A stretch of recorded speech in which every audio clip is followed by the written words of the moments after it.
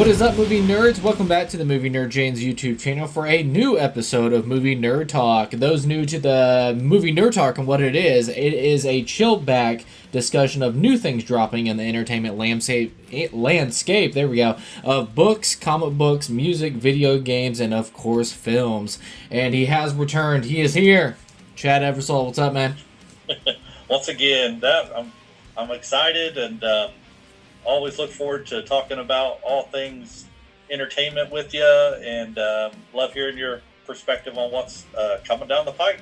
Yep. And then, before we get into it, guys, I wanted to say a big thank you. The Evil Dead films breakdown spoiler talk that I did with Chloe Parks and Silas Massoff, it is actually the most viewed video on the YouTube channel, so I want to say thank you so much. A lot of time goes into the graphics and the editing and putting the videos together and all that stuff, and I do all by myself, and like I said, it takes a lot of time, so thank you so much for making it really worth it. And like I said, I really appreciate that. And then of course too, setting up for the future episodes, it is we're about halfway through June right now, and then it'll be the midway point of the year at the end of the month of June, so we'll be putting together, and coming soon we'll be doing the halfway point podcast episode and everything that we do every year. So but with that out of the way, let's get into the movie nerd talk. All right, so first thing I wanted to talk about, we have a movie that has wrapped filming, and that is Mike Flanagan's Untitled movie right now. We don't know the official title for it, but it's Mike Flanagan's Exorcist film. It is officially wrapped and is set for release on March 12th, 2027. But Mike Flanagan, who's done the movies of Oculus, he's done Gerald's Game, Life of Chuck, Dr. Sleep, Hush, and then, of course, famously known for his TV shows that he's developed and directed episodes of those as well, is Haunting of Hill House, Midnight Mass, Fall of House Usher, and then he has his, which I believe releases this year, is his Carrie series, the Stephen King adaptation, which I'm really looking forward to. But Chad, so Mike Flanagan, he's taking a stab at the Exorcist, and it just wrapped filming, so it's in the can. Well, yeah, that's nice, to hear that it's wrapped up. I know it seemed like it was in production for a while, almost like production purgatory, but to hear that it's wrapped is very exciting. I was looking through the cast list on the yet untitled Exorcist thing, but man, it's a killer cast. I don't know, other than it being, Exorcist adjacent, that I know much about it. So unless you've heard, any nuggets about, what they're planning on doing other than, homage to the Exorcist, then, I think we're just getting ready for, something new and exciting. So that's all I got on kind of what's happening without a real plot. For the viewers that haven't kept up on the film and the production so far, can you go ahead and list out who's in the cast, please? Oh, I mean, I'm looking at the IMDb, and it's showing Scarlett Johansson and Carla Gugino, Chiwetel Ejiofor, Linklater, John Leguizamo, Diane Lane, Lawrence Fishburne, which is crazy. It looks like some, newcomery guys in here too, guys and gals, which is awesome. But I mean, that's a pretty stacked cast for the heavy hitters, the main players. So I mean, we know Mike Flanagan. He's part of the writing team that also put that together, which is it makes it more exciting too. Because I love Black Mass. I love all the stuff that Mike has done over the years. So I know he's really got a good sense for horror, and I liked his Dr. Sleep. I thought that was really cool, and I watched it probably maybe 3 months ago again. I think I was maybe in a Rebecca Ferguson kind of mood, and I saw that maybe on HBO Max, and I'd watched it again. I was like, man, to me it really stands up. I love it because we're talking homages, and and Dr. Sleep being a big Shining homage, using a lot of the iconography of The Shining, and he does just such a great job on it that it gets me really excited for what they could do with The Exorcist. Is it set like more modern times, or are we talking more like in the 70s, like the original one, or? Yeah, I was gonna say, I was like, I totally agree with you. I really do love Mike Flanagan as a writer and a filmmaker. I really like him in both. And then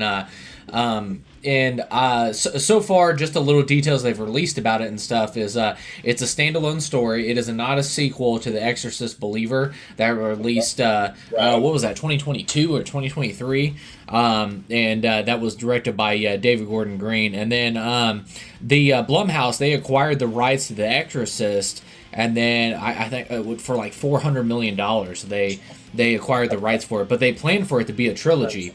So when David Gordon Green was set to do The Exorcist Believer, the thing about it is too about David Gordon Green, like, don't get me wrong, I love David Gordon Green. He's directed some of my favorite episodes of one of my favorite shows of all time, and your show as well, is The Righteous Gemstones.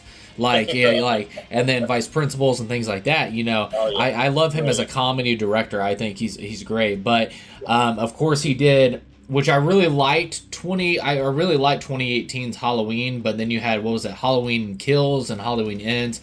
They were not good, to say lightly. And then they gave him Exorcist Believer, which I didn't understand it. I mean, don't be wrong, I like David Gordon Green, but I didn't understand why they gave him another popular horror IP when the non-success of critically and all that stuff with Halloween Ends and Halloween Kills.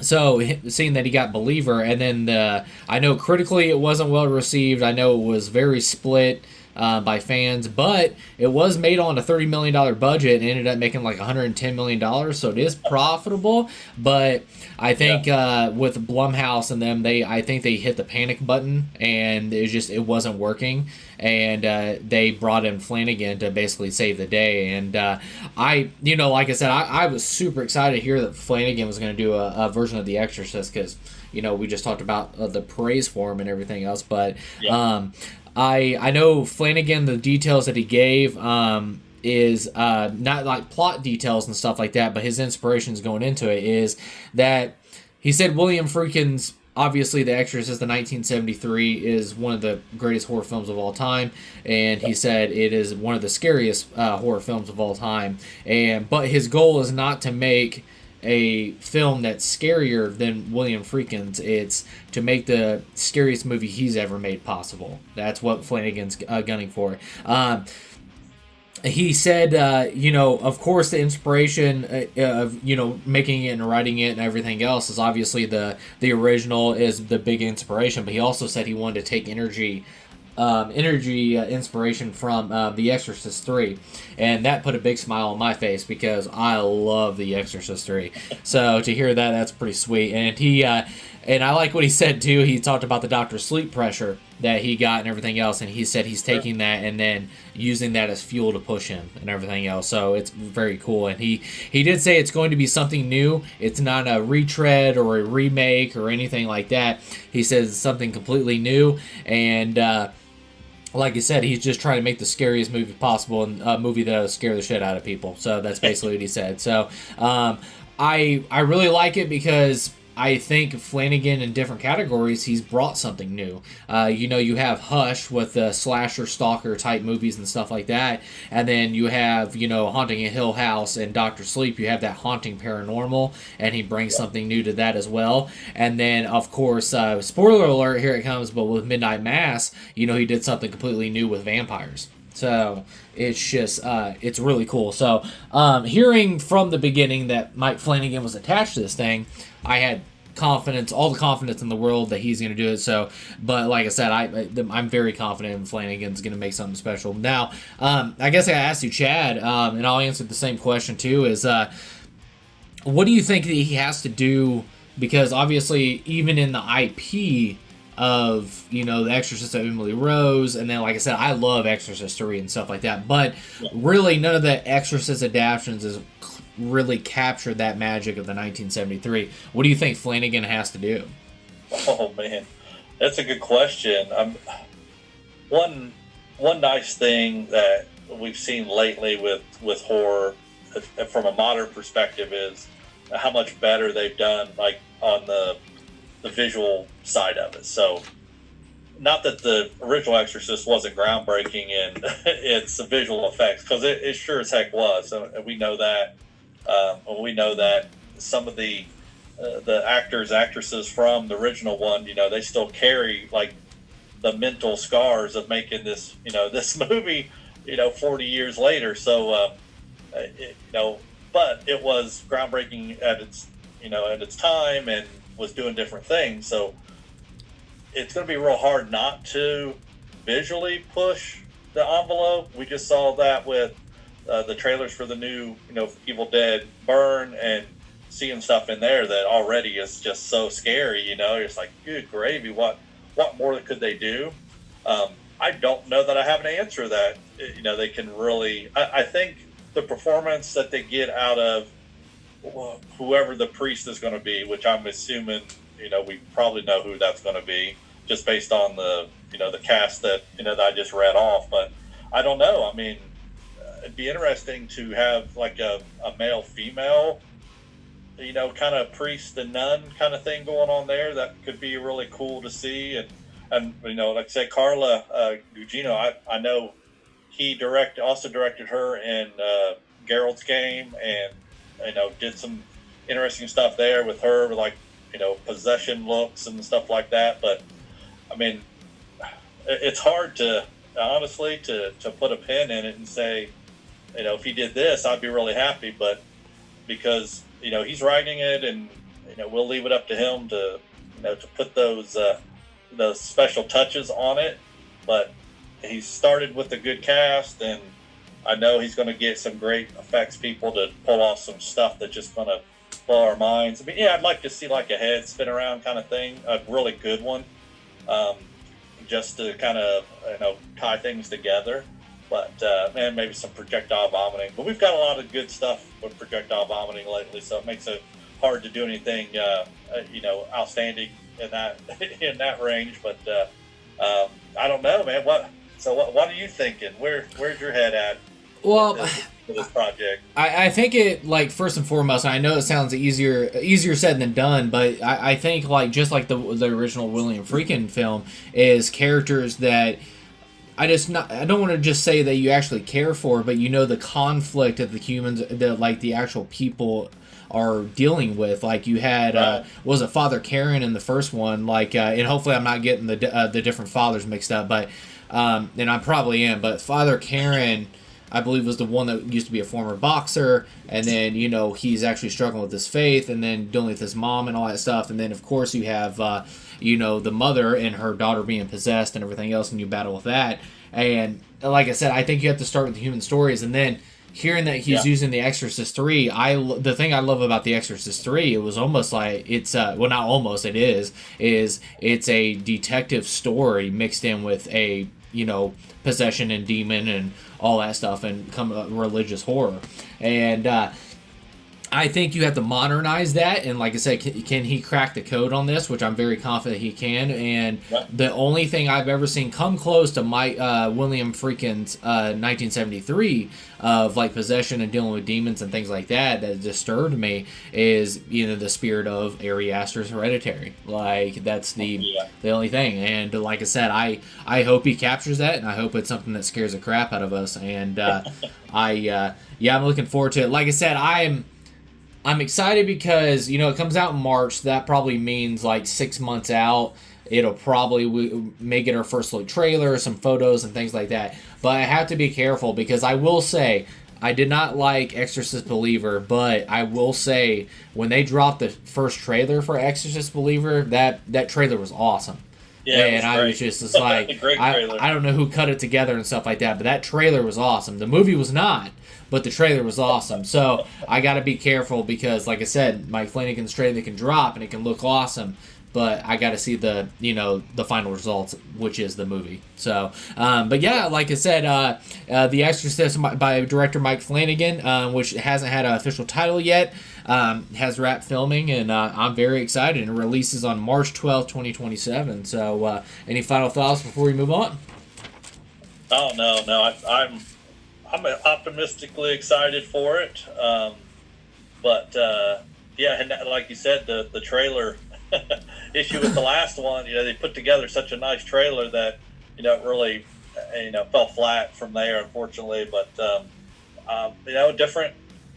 different time, different people, different story. I'm not going to hold them to what that one did. So we'll see what happens. Yeah, and I guess I forgot to say as well, to add to that, is I hope Mike Flanagan's patient. I think a lot of horror movies, especially religious horror and everything else, they kind of just blow their load at the very beginning, and then it's just like shock factor and scare factor and stuff like that. I hope it's patient, like I said, and that's with William Friedkin's original one. It's just it kept getting more disturbing, and then just crap hits the fan. Just make it worth it. And that's good. That's a good way to put it, because yeah, you're right. I mean, and I think that's where some of the more modern things that we've seen lately for horror has done a really good job of. You think about just Sinners most recently, just in my mind, when you think about how it did really delay the gratification of knowing that kind of really what's happening. You get Remick at the beginning, being chased by the Choctaw and stuff, and then you finally get to put it all together, which is awesome. I mean, yeah, you get a real dark, him, killing that original guy, and then his wife comes in and stuff, but it still it leaves a little bit to the imagination, and then you kind of get the full picture later, which is nice. And then there's nothing wrong with, I'm not going to say stringing the audience along, but building that suspense is a good thing, and then the payoff makes it that much better. I mean, how many great movies that are considered top 100 all times, not just in the horror genre, but just in general, where everything isn't just happening in the first act. You kind of set the pace, and some people might consider that slow burn, but at the same time, it's okay. And I think something like that would be fantastic here. Yeah. But all right, so moving on from that, I'm actually going into, which I pre-recorded, and we'll get to it here in a second, is I actually have my out of the theater reaction to the Kenji Tanigaki, and hopefully I said that right, the 2026 film The Furious. This is a movie I've been really looking forward to, and yeah, so we'll get to my out of the theater spoiler-free review, and we'll do that right now. What is up, movie nerds? Welcome to a spoiler-free review for The Furious. I actually just got home. It's late at night, and I actually just got home from seeing the movie with Silas Massoff, so I thought I'd give a quick little spoiler-free review out of the theater because I can't go to sleep. I'm all adrenaline and pumped up from this movie. So before we get into this, let's get the boring stuff out of the way. So the synopsis of The Furious is after Wang Li's daughters is kidnapped by a criminal network. His only ally is Navin, a journalist whose wife was mysteriously disappeared. Fueled by a furious vengeance, the unlikely duo finds themselves in an explosive martial arts showdown against a relentless gang of thugs. This film is directed by Kenji Tanigaki, and hopefully I said that right. Tanigaki, I believe is how you say it. I apologize if that's wrong.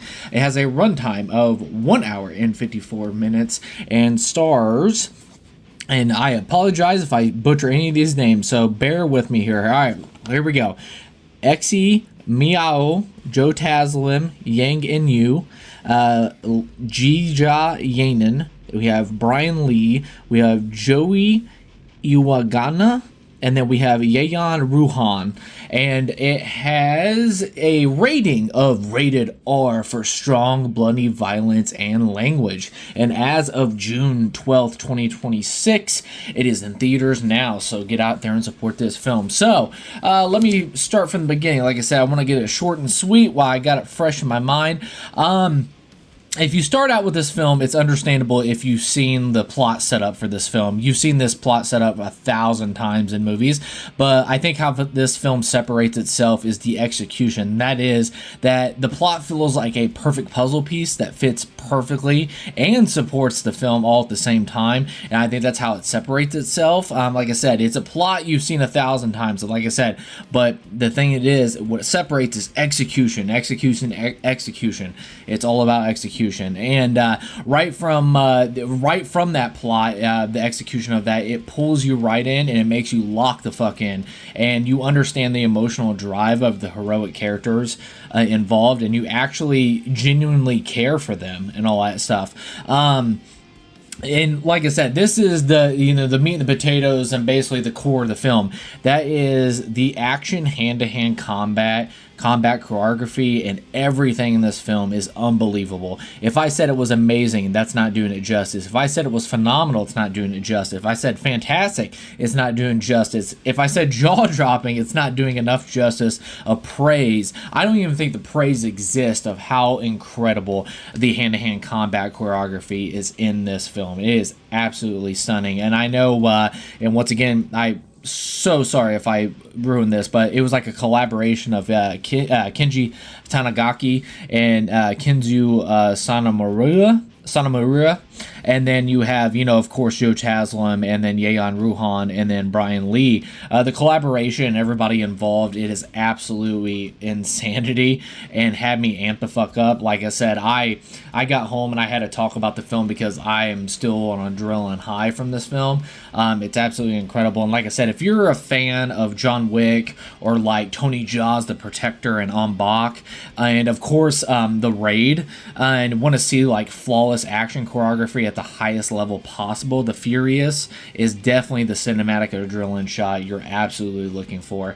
It is absolutely incredible. And I actually don't have a singular MVP of the film. I say the MVP, the most valuable player of this film, is the entire stunt team. I whatever you have to chuck at these people, the stunt team in this, if you have to chuck a roses, I was pumping devil horns for this whole thing, and I'm probably talking way too fast for this review and stuff like that, but that just shows how fucking excited I am about this movie and how pumped up and amped I am. Like I said, the best way is it feels like an adrenaline shot, and that's exactly what I felt in this movie. I go back to The Raid. I think The Raid is definitely the closest I can say with this, because I didn't think anything would overcome The Raid of the ferociousness that this has. But The Raid is a ferocious animal in itself. But 14 years later, I think The Furious is a new breed of epic violent action, and it had me amped the fuck up. Like I said, I can't say that enough. And through the entire runtime from beginning to end, I was so amped up. I was like cackling out loud, like, oh my god, like holy shit, and all that stuff. So I don't know, man. I was so excited about this film when I heard all the party involved with the stunt crew and everything else, and this film did not disappoint. It's definitely one of my favorite films of the year. I had an extremely good time with this, and like I said, I went and seen with Silas Massoff, and both of us were just having the time of our lives with this. And like I said, make sure you get out and support this film. I'm giving The Furious of 2026, I'm giving it a 4.5 stars out of 5 and a 92%. I had such a good time with this film. It is everything I wanted it to be and more. And like I said, the characters involved, it's the emotional drive, the action choreography will have your jaw on the floor, guaranteed. So get out and see The Furious. And yeah, guys, I'm going to try to go to sleep now and try to get this adrenaline high going. But back to the Movie Nerd Talk episode, guys. I'll see you later. All right, so yeah, like I said, The Furious 2, to add on top of that with the review and everything else, definitely go out and see this film. Like I said, it's one of the best action films of the last 10 years, and if you're a fan of, like, once again, like I said before, if you're a fan of John Wick or The Raid or Tony Jaa's of The Protector or En Bak or something like that, it's just like, it is the film for you. Like I said, it's one of my, without a doubt, one of my top favorite films of the year so far, and I absolutely adored it. But yeah, The Furious, it's out in theaters right now, so definitely check it out. But all right, so moving on for that, spoiler-free review of The Furious, we're moving into some movie news, and that is casting news. It is official. Anya Taylor-Joy has joined the cast of Andy Serkis's Lord of the Rings, The Hunt for Gollum. And Chad, obviously, you know, Jessica, me, you were massive fans of the Lord of the Rings films. I haven't read the book or the trilogy of the book in forever. I haven't read The Hobbit in forever and stuff like that. But I will, leading up to The Hunt of Gollum. I need a refresher of the actual the novel knowledge of that and everything else. But so let's get right into it. Yeah, Anya Taylor-Joy. Is Anya Taylor-Joy like basically collecting franchise Infinity Stones to add to her gauntlet? I mean, it's crazy. What is it? Mad Max. She's been in Marvel. She's been in Mario, Peaky Blinders, Dune, and now she's in Lord of the Rings. So all she's missing is DC Comics and Hunger Games and I don't know. matter of time. I'm not so sure she isn't in the new Hunger Games prequel that's getting ready to come out. So she might sneak in there and surprise you. But I hope for the love of all that is holy that she ends up being an elf in whatever she's in. Oh, without a doubt. Yeah. Because she's like, she's as Galadriel as it gets, man. I would love to see her in, that outfit, just looking ethereal because she's just so slim and amazing, And so I hope that's what it is. I don't know. She could be an orc. Who knows? But I would love to see that, and with Andy Serkis and everything that he's brought to obviously Gollum with his performance there, and the mocap that honestly changed a lot of how the industry works when it comes to CG characters. With Caesar and his amazing work there with all the Planet of the Apes movies, the remakes, and I couldn't be more excited about the idea of including a little additional into the world that is, Lord of the Rings. So aside from obviously the Prime series, but that we'll leave that behind for now. But so that's we'll figure that out as we get more details and stuff about it and see what she's going to be doing. But yeah, it's exciting news. I'm really happy. Yeah. What was it? She's definitely an elf. The woodland elves, and then she's the thing is like I said, not much details have been released with it, but she is a elf named Siren, which I believe is the name of it, and then she's like basically a guard for because the return of Lee Pace is coming back as is it Thranduil? Is that how you say it? Thranduil? Yeah, something like that. Yeah. It's like so. Hopefully, I'm not butchering his name, which I probably am. Yeah. So, but it's like one of his like guard elves and everything else. That's the rumor going around, which I think would be really cool because I love Lee Pace. So seeing Anya Taylor-Joy and him working together and stuff like that, and just her being in the world of Middle Earth, it's just awesome. And yeah, she's perfect to play an elf. And even with the announcement of her casting, she was like, "So I've been basically training my entire life to be an elf." So it was just like it was awesome. So, as far as joining the cast of, you have Andy Serkis is returning as Gollum. You have Ian McKellen returning as Gandalf. You have Kate Winslet joining the cast as Marigold. And then you have Jamie Dornan as Strider. And then you have Leo Wendell as Halvorard, and then you have Lee Pace, of course, coming back, and then you have Elijah Wood returning as Frodo. It's awesome. With the Anya Taylor-Joy, well, I guess we'll get into the actual film and all that stuff. So, I know the big red flag that has been announced about this is Viggo Mortensen. Viggo Mortensen is not returning as Strider.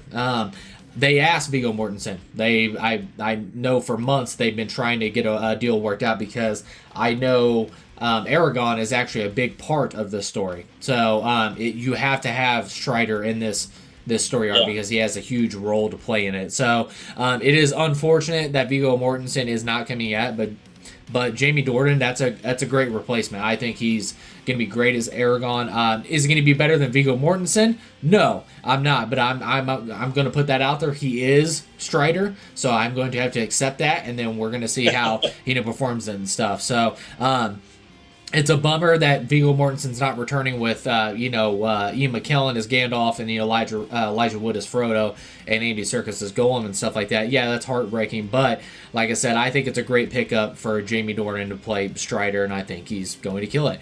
Now, as far as the one thing that when I post about this news about Anya Taylor-Joy being cast in this, there were certain fields of this film that I'm very hesitant in, and that is with Andy Serkis sitting in the director's chair. I'm very excited about him coming back as Gollum. Like I said, he's awesome as Gollum. Andy Serkis is well known for his role as Gollum in The Lord of the Rings, so it's very exciting to see him back. The thing is, Venom 2, you have Animal Farm, Mowgli, you have Breathe, which I think Breathe was decent and stuff like that. But the films I said before that, they're not very good.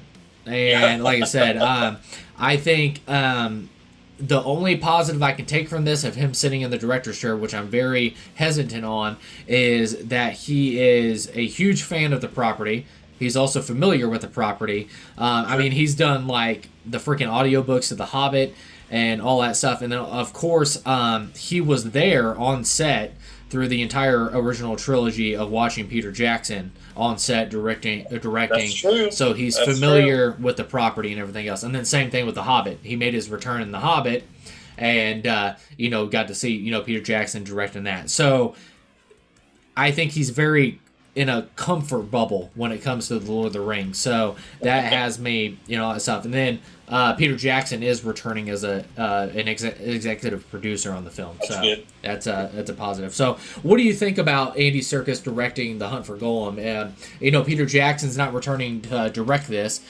spin-off, whatever you want to call it. So what do you think of Andy Serkis sitting in the director's chair as well as starring in the film? Well, I guess when you mentioned him kind of being there when they were doing the originals, with Peter Jackson, though, where he did direct movies afterwards. Unfortunately, Andy did. It's hard to say that he just forgot everything that he learned watching Peter Jackson do it, and then just kind of did his own thing, and didn't have the critical success that Peter did. But it's hard to poo-poo it because I've never directed anything, but he's done it and completed stuff. But having Peter already on as executive is going to make the big difference. Honestly, I think that he's going to lean on him. He's going to say, hey, just running this by you, Peter, but what do you think about? I think we're going to see a little bit more of a structure that is similar to the way that Lord of the Rings was done. I think. I mean, I just in the back of my mind, it's like, how could you not? If you had access to Peter Jackson like that and could really pick his brain and use him at his best to make this as close to the originals as you can from a cinematic standpoint, then why wouldn't you? But I don't know. I'm not in his brain. I don't know if he's like, I'm going to do my own thing, so I'm not thought of as, a Peter Jackson protege or whatever. But, man, that wouldn't be terrible, would it? If you put together this Hunt for Gollum and people are comparing it to the original Lord of the Rings, that worst things could happen. That's for sure. So I like Andy, but I've liked him for different reasons, from his performances. We talked about, this technology that he helped pioneer with the mocap stuff and made a lot of these movies even possible. So yeah, he's got the brains. He's been in a ton of movies. He's, already directed a ton. That's a good thing. But if he can pull on the other sources of info that he's going to have available to him as executive producers, I think it could be something really nice. So, that's kind of, at least that's where my brain goes when I think about him being involved, on that front, because he's going to kill it in the performance. We already know that. So, because he's done it, I don't know how much better it could get for Gollum, but, we'll see. And then we got, the director, Andy. So I know. Well, I guess we'll wait to see what happens. Yeah, and then I think the one thing too, I was like, I don't want to say the biggest disappointment it came with the Hobbit trilogy is still to this day it will go down as like one of the man, I really want to know what Guillermo del Toro's The Hobbit would have looked like before he dropped out. Yeah. And don't get me wrong, Peter Jackson did come on, but like I said, I don't think he had enough prep time and everything else. But and don't get me wrong, the Hobbit movies aren't terrible by any means at all. Oh. I actually enjoyed the Desolation of Smaug, all that stuff. I enjoyed the first one and the Five Armies. I had a good time with that. But it was too digital. I think the orcs motion capture instead of practical, I wasn't really a big fan of that. A lot of it looked too clean.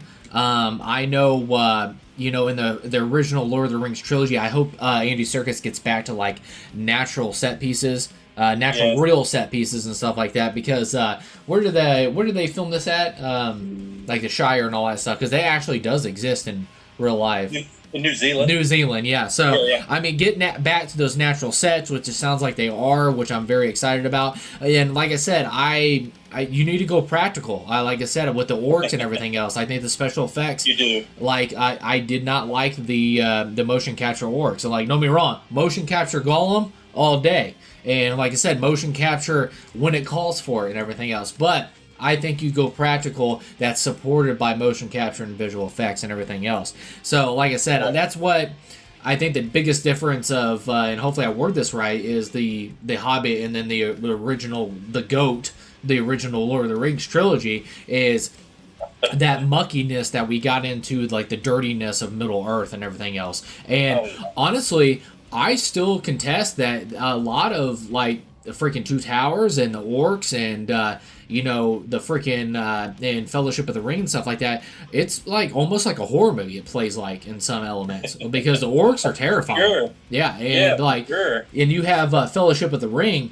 when those orcs come freaking busting through the cave door with the freaking troll, it's terrifying. And then obviously later in the film, freaking Aragorn is battling against that freaking crazy orc that gets its arm chopped off and freaking licks the blood off the knife, all that stuff. It's just that griminess and darkness of Middle Earth. I might get back to that. And like I said, I think that's a little bit. That's what like the Hobbit films are missing. That magic of the original trilogy. And like I said, I still think the Hobbit trilogy was rushed.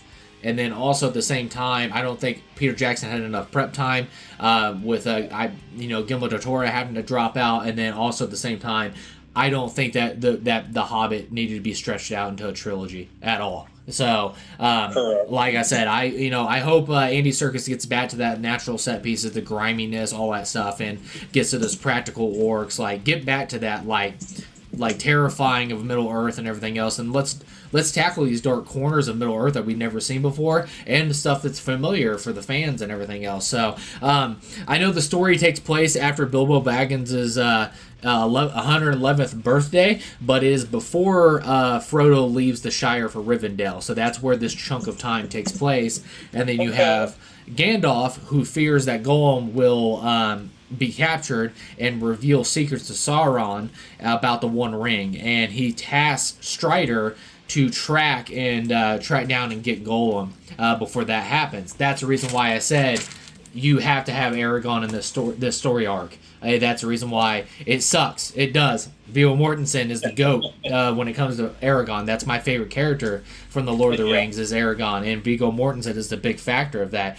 But you have to have Strider in this. If you're going to tell the story, you have to have Strider because he has a huge role. And I know there's a big chunk of the story that, spoiler alert, he does capture Gollum, and it turns into a companion, like an unlikely companion and stuff like that, because they bicker back and forth and everything else. But you have to have Aragorn in there because, like I said, we're gonna have Gollum and Aragorn together for a big chunk of this movie, and of course, I hope, like I said, we're tackling stuff in Middle Earth that we haven't got to see before, and hopefully they tackle, the Dundane, which Aragon comes from with the Rangers of the North and Right. Numeron, like the history of the city that sank and everything else. Maybe we get some flashback, or maybe some history behind that. So who knows? But and here comes another spoiler too, as well, is Aragon captures Golem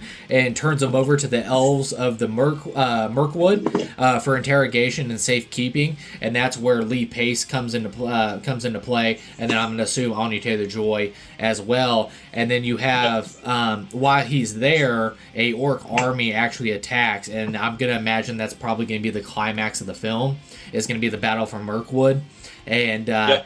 Obviously, we know with Golem and everything else, and I would assume that probably the final scene of this film is probably going to be Golem seeing the Fellowship, and then that's going to cut the credits.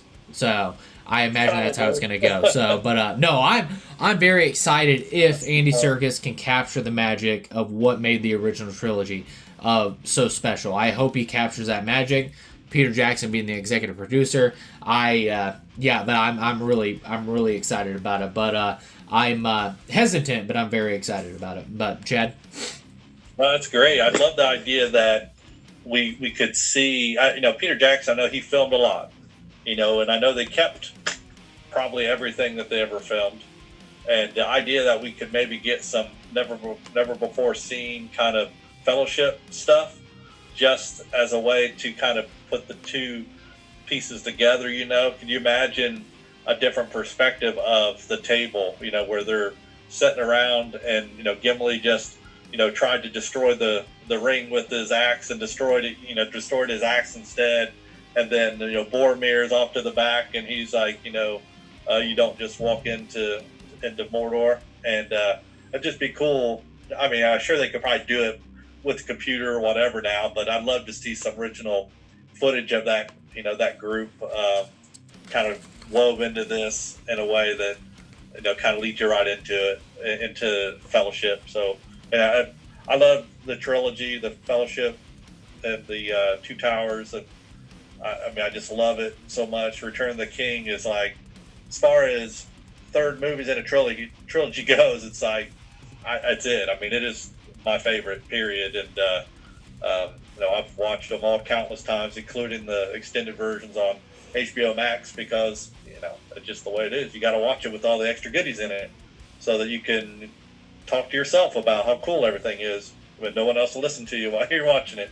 But it's going to be great, and I've already kind of played scenarios in my head and know how Lee Pace is going to be in it, and Anya, kind of what she's going to end up doing in it, So I'm excited to see what they come up with with the story to weave all this stuff together. And I think it'd be sad not to at least mention, Stephen Colbert and his retirement from late night and the new Lord of the Rings movie that he's going to, start writing, at least based on his last interview, where he said that's something that he's excited about doing. We know he's a huge Lord of the Rings nerd. He knows all the lore, and you can't beat him when it comes to trivia on Lord of the Rings. So if you haven't seen any YouTube videos or anything of him, talking about the lore, definitely look him up, because it's pretty cool. I mean, he's a smart guy, and the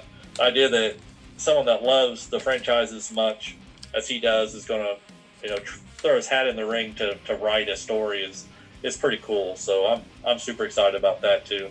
Yeah, and then, but yeah, like I said, man, I think there is so much awesome potential, but once again, it's all about execution, and hopefully Andy Serkis finds that and what made the Lord of the Rings trilogy so special, and hopefully that magic is captured again. Okay, so I'm hesitant, but very excited about it, because it's freaking Lord of the Rings, man, and I can't wait, and hopefully get Howard Shore to come back to do the score and freaking all kinds of stuff. Like I said, I guess I should have asked Chad, what do you think about them possibly, because I'm going to assume they're probably going to, especially for Ian McKellen and Frodo and all that stuff. Do you think they're going to do de-aging? Yeah, that's exactly what I was going to say. I'm concerned. Obviously, with Elijah, he probably doesn't need to. Yeah. Because the guy is like, he's got a baby face. Immortal, whatever he is. I don't know what kind of a creature Elijah Woods is, but he's something. But Ian, unfortunately, we're going to have to probably do some de-aging there, and maybe I don't know, even with Lee Pace, because we've only seen him in The Hobbit, as the character he's going to play, and it wasn't that long ago. And he's a pretty good looking dude, and I think he can still pull it off. Throw that big wig and the pointy ears on, and he'll be good. But I've seen some de-aging lately that has been pretty good, so I'm not super worried about it. But there's always a possibility that you end up with, something like The Irishman, and you're like, "What the heck am I watching?" But I don't think that's gonna be the case. So once again, I'm cautiously optimistic that we'll end up with something that isn't terrible to watch, just because it's in the Lord of the Rings universe. Yeah, and then because Frodo, like I said, he has Elijah Wood has a baby face, and then but I do think because I for sure think we're probably going to see an appearance of Samwise in the Shire and stuff like that, because they have to cut it at some point. I hope, yeah. And the only other thing too is, like, I really hope they don't do it CGI or whatever they do. But why am I drawing a blank? Actor that played Bilbo, the older Bilbo, not Martin Freeman. Not Sylvester McCoy. The other one played Ash and Alien. Crap. More drawing a blank. But no, but I really hope. Do what?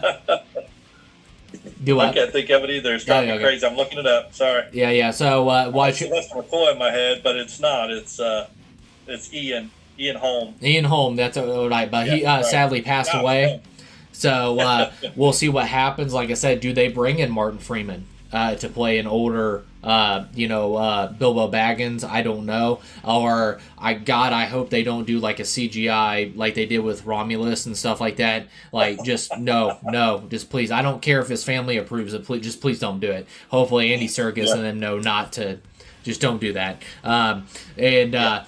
Please. But so it's gonna be curious. Like I said, Sauron, and then if of course, Saruman is out there as well. And but once again, crap, I'm forgetting everybody. Yeah, Christopher Lee's gone. gone. Yeah, he passed away as well. So have to figure out a stand-in for him and maybe do like a deep fake or something. I mean, I don't know what you're gonna do. So after Mickey 17, we saw a lot of deep fake action there. I mean, I was watching the kind of behind the scenes thing for it. He had a stand in and just they swapped out faces when they needed to when he wasn't the main character, and that stuff was flawless. Yeah. I mean, like, super flawless. So I guess where I was trying to go with that was, I hope the film, like Andy Serkis, approaches it like Rogue One. We know Rogue One takes place in the Star Wars universe. We know Princess Leia was out there. We know Luke and all that stuff. Yes, we had an appearance of Darth Vader and all that stuff in the film as well. But I hope it's its own contained story. It's this arc and stuff like that. It's not cameo fest, heavy and stuff like that. And I understand, like I said, we're exploring new corners of Middle Earth, but at the same time, I know they're going to show stuff that's familiar, like the Shire and things like that. And Frodo's obviously in it, and Ian McKellen as Gandalf and everything else. I understand that, but I don't go banana sandwich with that stuff. So that's all I'm saying. But once again, wrap this up. Like I said, I'm very excited. Like I said, the cast looks phenomenal. Like I said, I have my worries in behind the camera and in the director's chair and stuff like that. So, but hopefully, it's all for the better when it comes out and everything else. But as far as the cast, though, adding Anya Taylor-Joy on top of everybody else in this phenomenal cast, it's pretty freaking rad, man. So, new Lord of the Rings film, I'm super excited. So. All right, so moving on from that, we go into our final subject, and we go to a film that has actually begun production. The cameras are rolling. I can't believe I'm saying it. It seems like forever. I've been waiting for this moment. But The Batman Part 2 from Matt Reeves is finally rolling cameras, man. I'm so excited, man. I'm just like, I'm banana sandwich. But yeah, Chad, The Batman 2 is finally filming. I wasn't sure that we would ever see it, to be honest with you. I mean, I always felt like something was holding it up, and we're hearing a lot of potential cast members that I'm not so sure that we're 100% accurate on what character they think they're going to be. It's just a lot of speculation, you know. I mean, I saw something that said they thought Sebastian Stan was going to be Harvey Dent, but now it's no, he's not going to be Harvey Dent. And then Scarlett Johansson was rumored to be Gilda Dent, and then now it's like I don't think she's going to be that. Only thing I do know is Robert Pattinson is going to be Bruce Wayne. He's going to do great. Colin Farrell is hopefully going to be Oz again, and that's pretty good. I mean, I don't know really. I know Andy Serkis comes up again because he was Alfred in the last one, but I think just Robert and get Colin Farrell, as Oz, made up looking like he did in the Penguin series, and we'll be having a pretty good movie. Yeah, and I guess I should get that out of the way too. I am not going to attempt. It's not until I hear it come out of the actors' mouths or I hear it come out of Matt Reeves' mouth. I'm not going to sit here and try to guess who's playing who and all that stuff, because I know it's under wraps right now, and who's in it and who's not in it, and what characters playing this, and how big of a role and all that stuff. Now, the only person, and I'll get to him in a second, I know is Colin Farrell's Penguin. But before we get into that, the Penguin series was actually, a sequel series to the Batman and stuff like that. The Penguin, it's on HBO right now. Excellent series. It's so good. And then in that story arc, or that timeline, it actually took place 1 week after the conclusion of Batman, with the flooding done by the Riddler and all that stuff. And then part 2 is supposedly going to begin 1 week after the events of Penguin. So that means it would be into early or midwinter. So we're actually going to get a snowy Gotham, and I say hell yeah to that. So I'm very excited. So that's awesome. I hadn't heard that bit, but I love it. I definitely would love to see a snowy Gotham. What a cool thing. We saw it in the second Batman, the original Batman series. Yeah, Returns. With Danny DeVito's playing the Penguin. We got to see a little bit of snow, but other than that, they kind of steered away from it. It was Christmas time, so we'll give them that. Yeah, and then of course we know that there was a power vacuum taking place right now in Gotham because Carmine Falcone's death, and then of course we've seen that in the series with the Penguin, that Oz is claiming a bunch and trying to take over that big mantle and all that stuff, and then of course before cameras started rolling and stuff like that, I know the big. I don't want to say disappointment and stuff like that. It is a disappointment because, I love Greg Fraser. But Greg Fraser, just like Dune 3, is not returning for the Batman Part 2 to do the cinematography. It actually has Eric Messerschmidt is actually going to be taking over, who is actually in the cinematography for The Killer, Mank. He's actually doing The Adventures of Clint Booth that comes out later this year. And then, of course, he did Ferrari. I think this is an excellent replacement, especially the most recent one that he did with The Killer. I absolutely love The Killer. The cinematography is gorgeous, and that was one of my top favorites of that year. I think this is Eric getting the cinematographer attached to this. I think this is a phenomenal pickup. And like I said, it was so funny too, because when I made a list of top 5 picks I think they could take over after Greg Fraser, obviously Hoyt Van Hoytema was in there, John Landis was in there, and then it was hilarious because Eric Messerschmidt was actually in there as well. So it's so funny that they actually picked him up, and I love it. Of course, I'm going to miss Greg Fraser. I know he's doing the Beatle films and stuff like that, and then of course, I was heartbroken that he didn't come back for Dune 3 as well, but getting Linus on Dune 3 and now getting Messerschmidt on the Batman, I think these are great pickups. The cast, before the new castings were announced, the Batman cast of returning characters of Jeffrey Wright, and then Andy Serkis, and then Colin Farrell and all that stuff, the cast was already incredible, but it got even more stacked when you see this entire list of freaking Scarlett Johansson joining Charles Dance, and then you got Sebastian Stan, and then Brian Tyree Henry. It's just it's absolutely incredible, and the talent in this film is just unfathomable. It just incredible. But to get into this is once again nothing's been confirmed. This is just where we're going to theorize and stuff like that. So getting into potential of the film, Chad. Some nerdy talk here of what could possibly be in the Batman 2. I wanted to start with the Batsuit. I love the Batsuit from the first one. I absolutely love it. I think I really like it that he's been Batman for 2 years. That also was represented in the Batmobile as well. I love the suit. I think it looks practical, that it could actually exist in a real world. I like, I know a lot of people didn't like the squirrel suit where he jumped off the side of the building and stuff like that, but it's only been 2 years of him being Batman, and obviously by his reaction when he was at the top of the building, that was the first time he's probably ever done that. And I just love the growth of the Batman character. I know the gadgets are probably going to upgrade along with the Batsuit in this. Like I said, I love the Batsuit from the first one. I think Robert Pattinson fills it out, and his jawline in that cowl, I think, is incredible. And of course, how talented of an actor he is. He speaks so much with his eyes. So I really like that. But little details that I took from the first Batman, obviously the flight suit, what I just got to, that you're obviously probably going to see upgrades that he's probably gotten used to that now, to where he's like, how can I tweak this? How can I make this more, to my advantage and stuff like that? So we're probably going to be seeing a lot more with the extended cape and for flight through the air.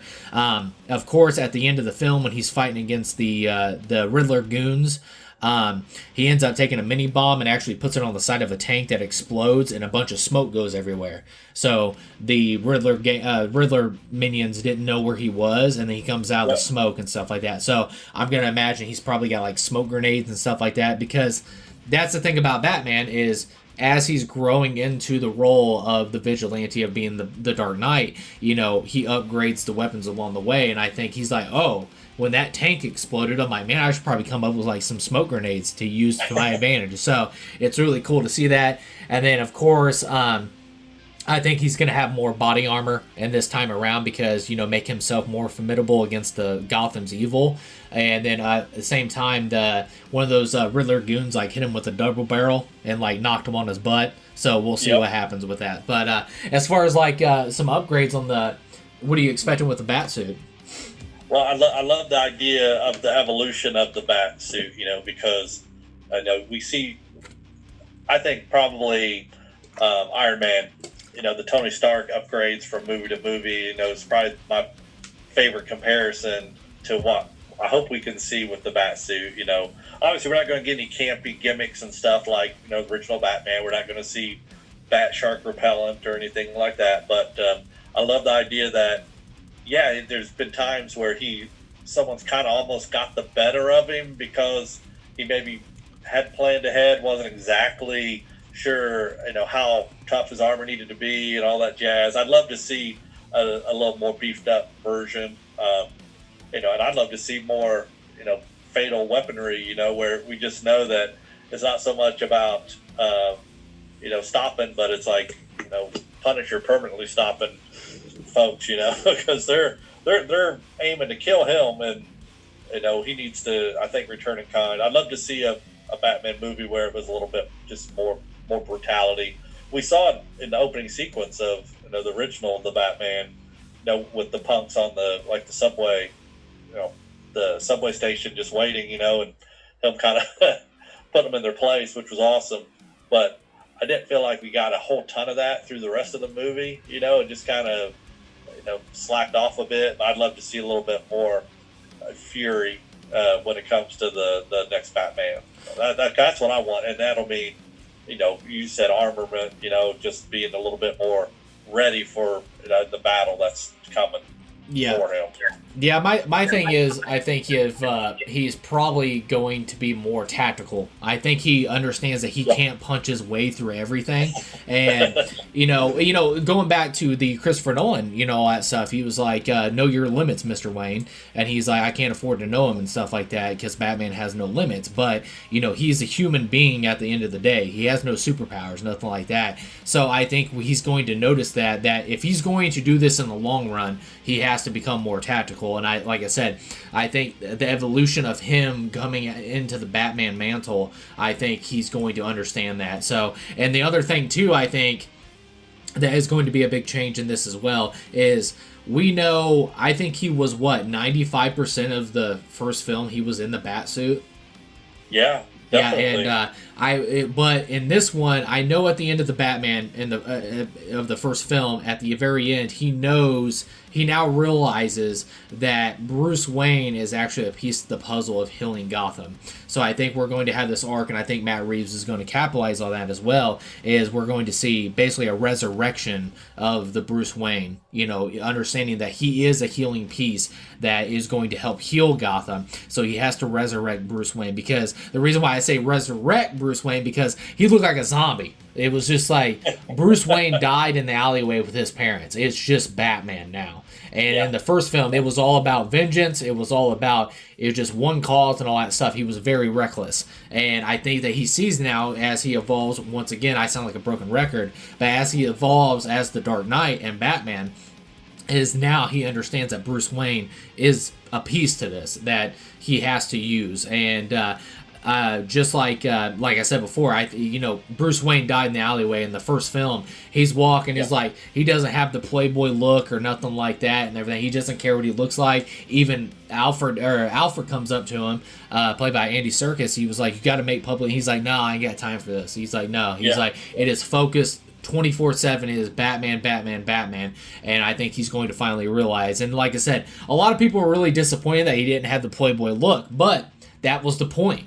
I think, by the end of the film, he finally realized, he's like, oh, that Bruce Wayne is a part of this. And just like, was it Jamie Lawson, I think is her name, who's actually the mayor now, she's like, you could be doing more to help this city and stuff like that. And she's talking to Bruce Wayne, I said, not Batman.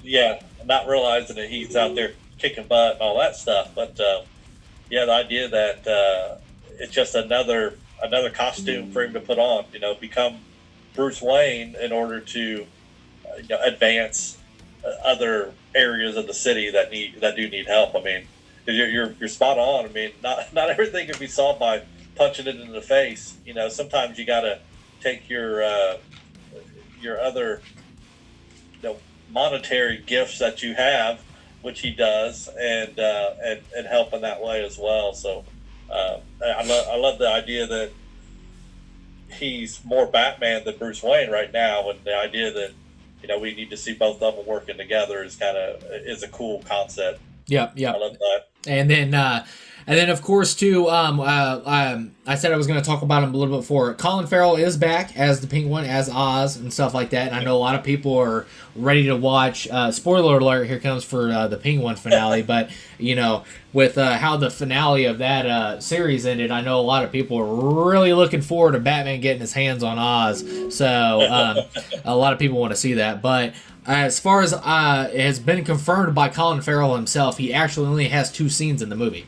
So that's what he has confirmed. He was like, I can't say much about the script and stuff like that, but he was like, as far as me, he was like, I know Oz has 2 scenes. And then as far as the script, Farrell in a recent interview said, it gave his thoughts on the actual script. Like I said, they're going to kill me if I say any spoilers about the film, is what he said. But he's like, I can say the script is extraordinary. It's dark. It's terrifying. A psychologically weighty masterwork is what he called it.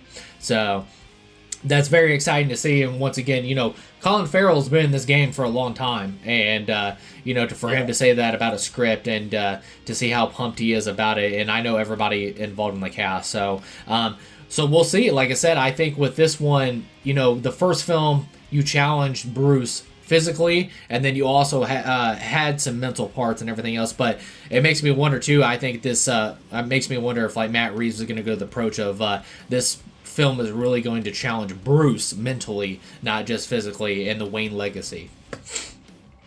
I like that. I mean, if you want to challenge Bruce Wayne, all you can really do is target, his perceived friends and loved ones that he has. I mean, but that would mean that somebody would have to be aware that, Bruce is Batman. Yeah. Are they going to let the Penguin come to this realization somehow, or working with, the Riddler or the Joker, perhaps. We keep hearing rumors maybe of that, but it is possible that his identity comes out, and they target Andy maybe, or who they're going to obviously, if anyone knows anything about Batman, about Bruce and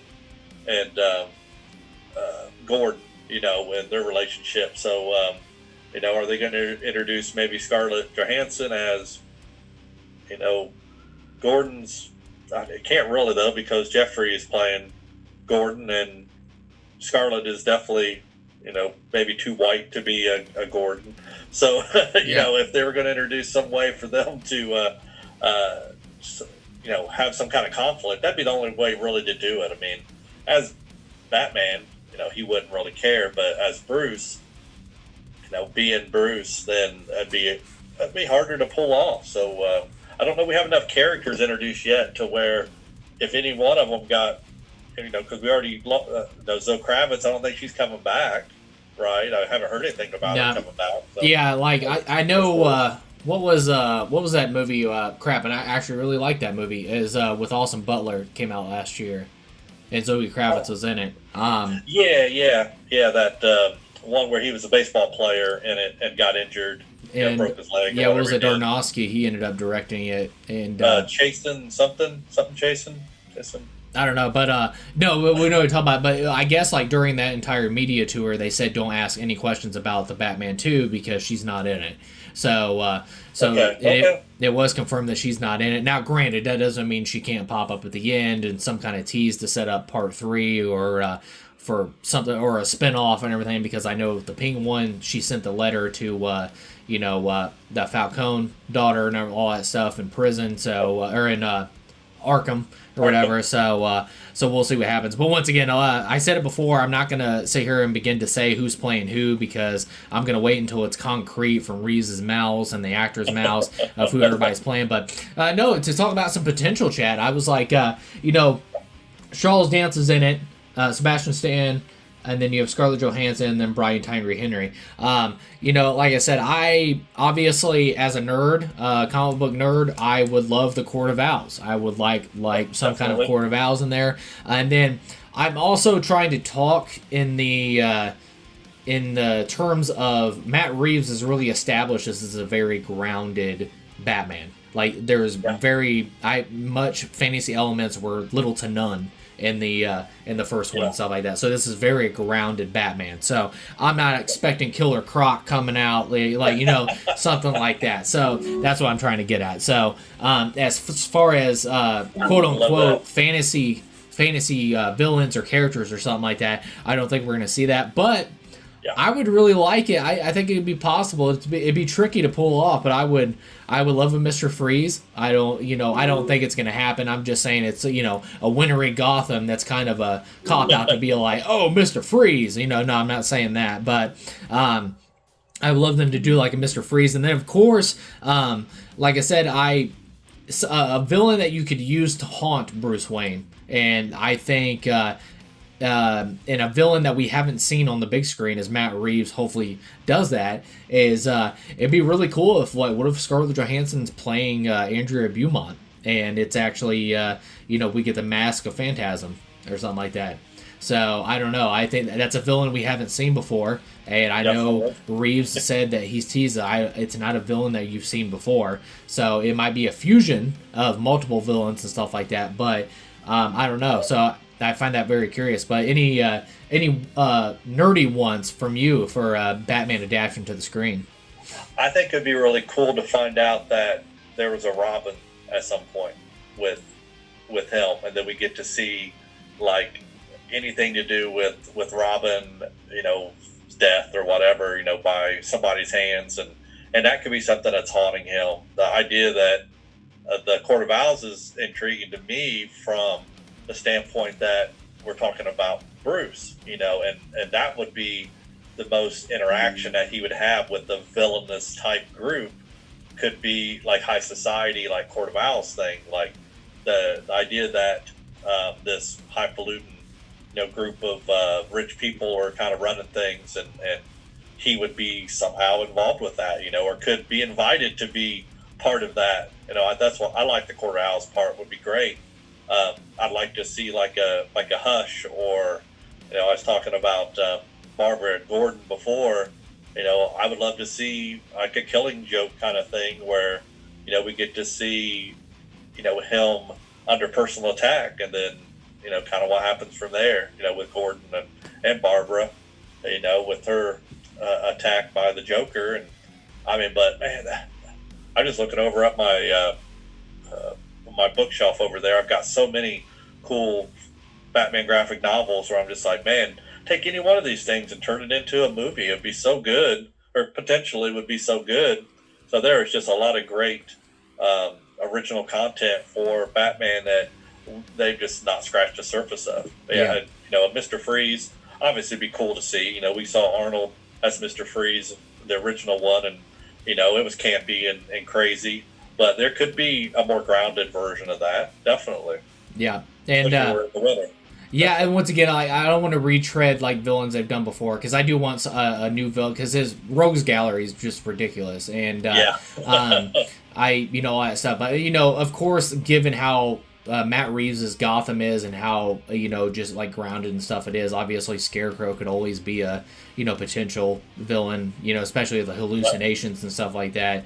That'd be really cool. And then yeah, I like the theory on Robin and stuff like that, because we do know that the Joker and Bruce Wayne, Bruce talked about 2 years of turning me into a nocturnal animal, and we know that he's been the Batman for 2 years, and at some point in these first 2 years of being the Batman, he took down the Joker, and the Joker is in Arkham, played by Barry Keoghan, and it makes me wonder. I'm like, that could be a potential. Like, did he kill Robin? And you could have that haunting him of regret and things like that, because obviously Bruce Wayne's parents being gunned down in the alleyway is probably why he stared so long at that kid. But we obviously know in the first film that the mayor was brutally murdered by the Riddler, and he stared at his son at the funeral, and then of course at the crime scene and stuff like that. Could that be shades of like him looking at like he's as young as Robin, or and he's like I failed in that thing, but once again, most likely it's because, he sees himself in that kid because he just lost his parent. And all that stuff. So that could definitely be You don't know. Yeah, you don't know, though. Yeah. So, but no, like I said, I love the Quarter Owls. I love Mr. Freeze. I think you could make a grounded Mr. Freeze, like we talked about. I think you could weaponize liquid nitrogen, and then also at the same time, if you wanted, kind of like they did with the Riddler, like that of Riddler was actually doing justice. It was just the dark path that he took to get justice. Just like with Mr. Freeze, what if there's somebody hitting these different crime spots, or the Penguin comes into play? What if he's hitting his like drug houses and things like that, and they show up, and you could do something horrifying with that, is you have these like frozen bodies of liquid nitrogen and stuff like that. Yeah. So like I said, I think you could ground a Mr. Freeze and everything else and make that work, but we'll see what happens. But the Massive Phantasm, the potential's all there, like I said. So once again,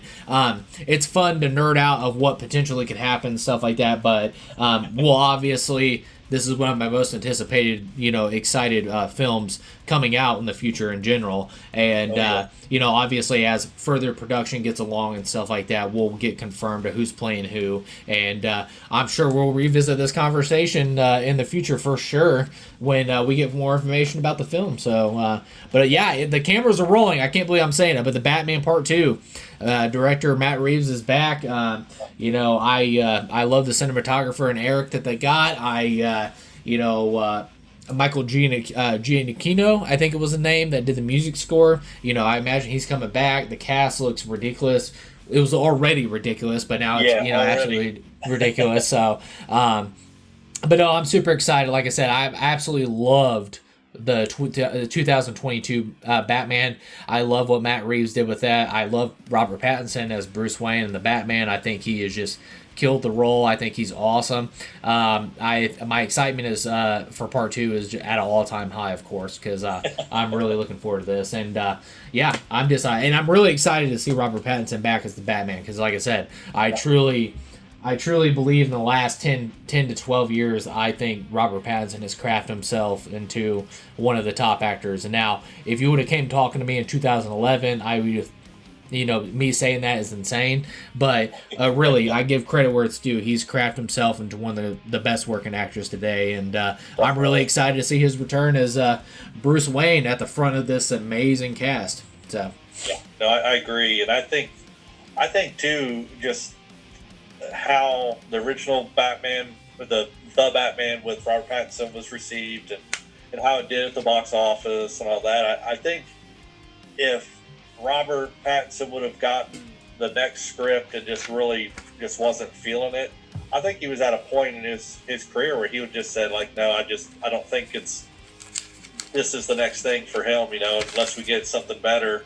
I just think one and done maybe, but I think that bodes well for the script, that it's going to be something, really nice, and that's what gets me excited about it, because I think he did an awesome job. And yeah, you were definitely wouldn't have been saying that after his Twilight, but he's done a really good job.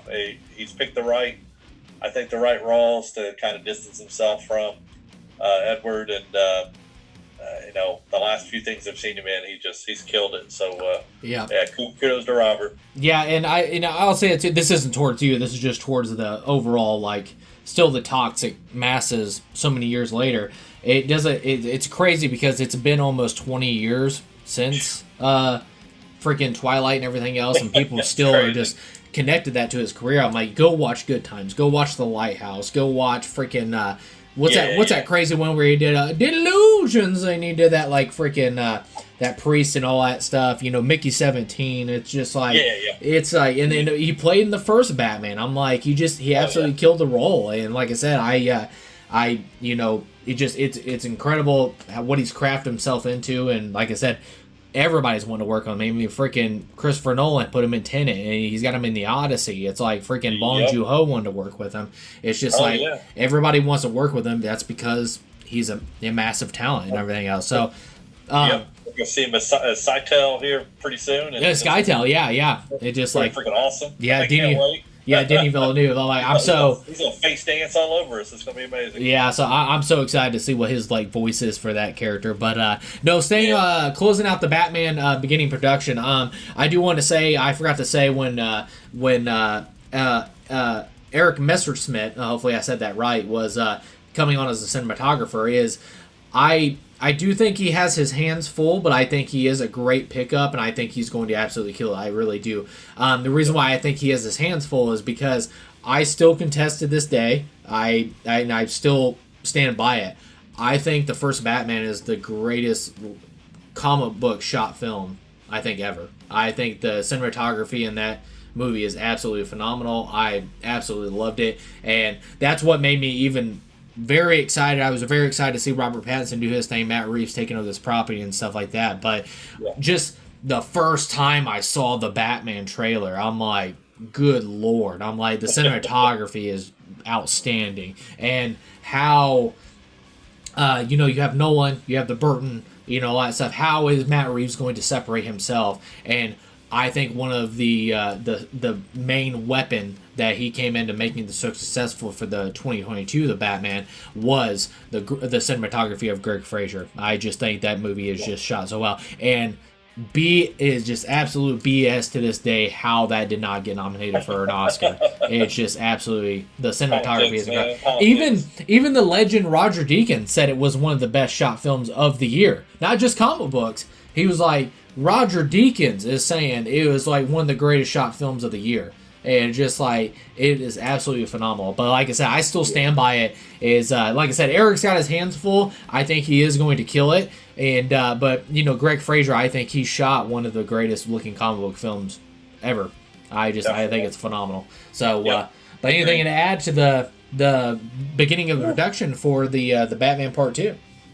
Nah, I'm excited. It feels like it's been like a really long time that we thought this was already going to be in production and on its way. But I really think it comes down to probably Robert, feeling really comfortable with the script, and maybe some of the other cast members too, saying, we need a little more or whatever. And I think that just makes it a good thing. So the fact that it's underway is just is awesome. And so we got, a year to wait. Yeah. It'll be phenomenal. Yeah, and then like I said, the excitement of Matt Reeves, he seems like a little kid handling this property. Like, his excitement gets me so much more excited, and actually just warms my heart how pumped he gets about this. And like I said, I know it'll be a 5-year gap between Batman and the Batman Part 2. I know personal reasons I know Matt Reeves was dealing with, and I know writer strikes, director strikes, COVID. It's just like, it was banana sandwich. And getting here, but it's finally, the cameras are rolling, so this is just, it's so exciting. But yeah, the Batman Part 2 is slated for release on October 1st, 2027, so around Halloween time. So I'm very excited. Snowy Gotham, freaking Eric Messer-Smith in the cinematography, freaking Matt Reeves is back, freaking cast looks banana sandwich good. I'm just like, I'm super pumped. But yeah, the Batman Part 2 begins production, so I'm so excited. I gotta end it because I keep repeating myself. So all right, that's good. Well, I'm hoping maybe with them doing like near Halloween, maybe we'll get like a long Halloween kind of of it too. I mean, that'd be really cool. But obviously, I haven't said anything about that. But that'd be dope. I would love that. But, but anyways, we could go on and on about. Oh yeah, we'll definitely be revisiting, and I want to sit down and actually do like a full breakdown of the Batman from 2022. That'd be awesome. I haven't watched it for a little while, so I think that'd be fun. Yeah, so I'm very excited for that. But yeah, guys, that's gonna do it for this episode of Movie Nerd Talk. Like I said, we have Mike Flanagan's Exorcist just wrapped filming. Definitely go out and see The Furious. Like I said, it's one of the best action films of the last freaking 10 years of all time that you ever see. So definitely go see The Furious. That's out in theaters right now. And then of course you have Anya Taylor-Joy joining the Lord of the Rings, The Hunt for Golem.